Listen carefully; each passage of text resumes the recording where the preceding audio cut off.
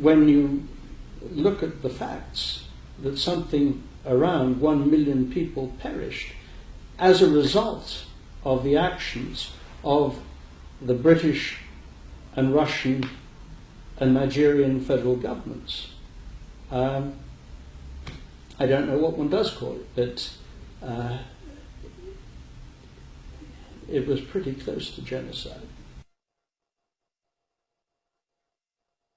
It was the first of the genocidal wars that a great power got as close to as Britain got to the war in Biafra.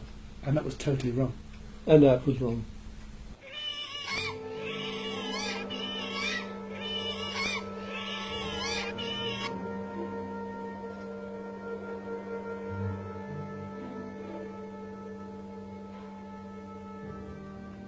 Over 1 million Igbos, Biafrans, all British Commonwealth citizens, died in the Nigeria-Biafra civil war. Today, more than 30 years later, questions remain. Was it genocide? Was it backed by the British government, willingly or unwillingly?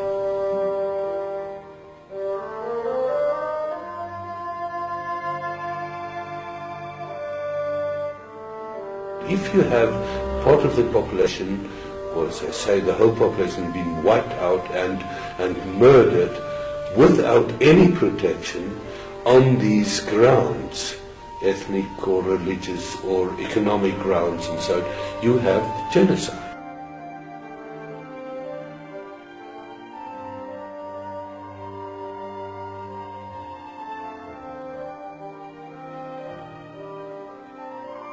The Nigeria-Biafra civil war was also the first media famine. For the first time we saw starving children in newspapers, in magazines and on television.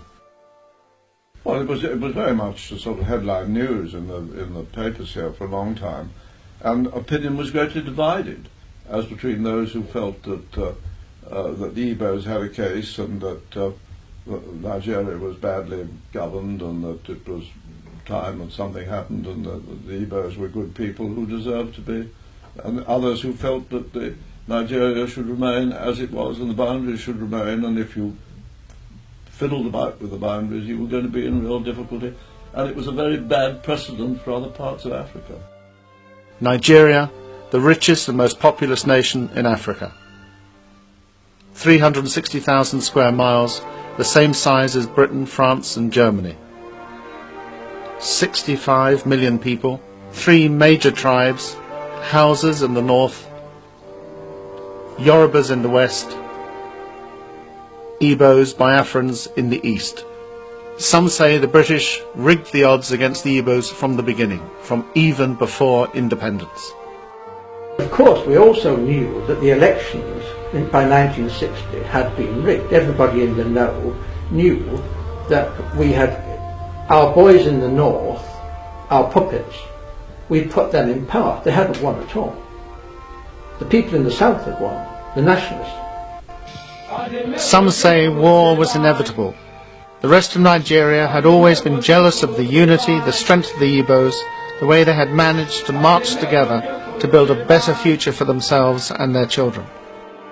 In 1966, the world's attention was focused on Eastern Europe and the brutal Russian invasion of Czechoslovakia. The Middle East, the continuing conflict between the Israelis and the Palestinians,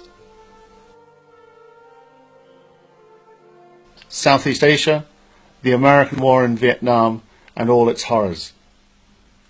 But throughout Nigeria, up to 30,000 Igbos were being attacked and brutally murdered because they were Igbos. It's those who want us to lose the war in Vietnam. It's militants, activists, revolutionaries, anarchists and communists. That's who it is. To the international community, it was just another African conflict. They didn't want to get involved. There was no concern of theirs.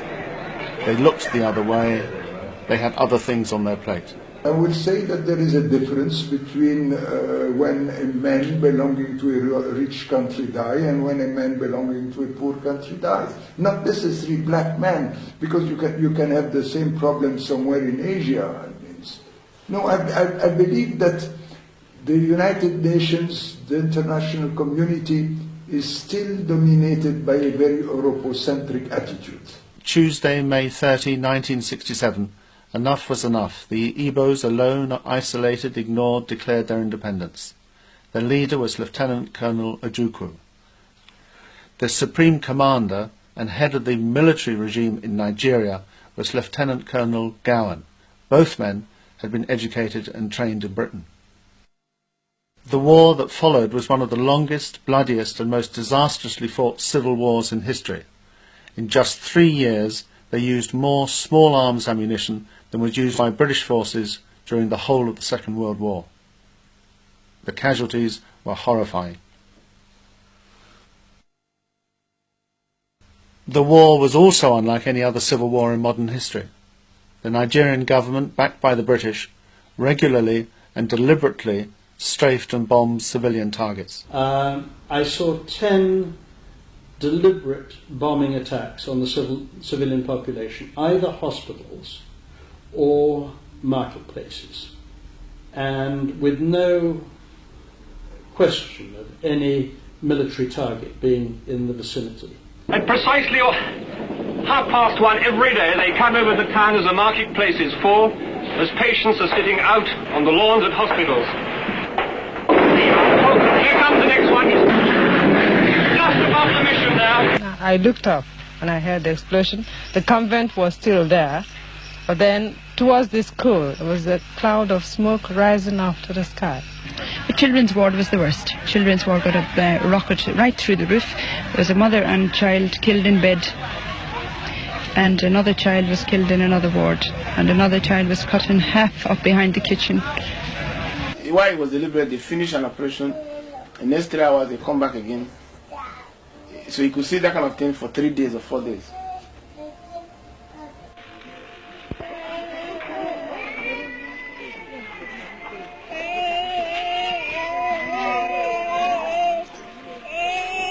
Even more horrifying, the Nigerian government deliberately used famine as a weapon of war. The name Harold Wilson became a curse. Starvation was known as the Harold Wilson syndrome.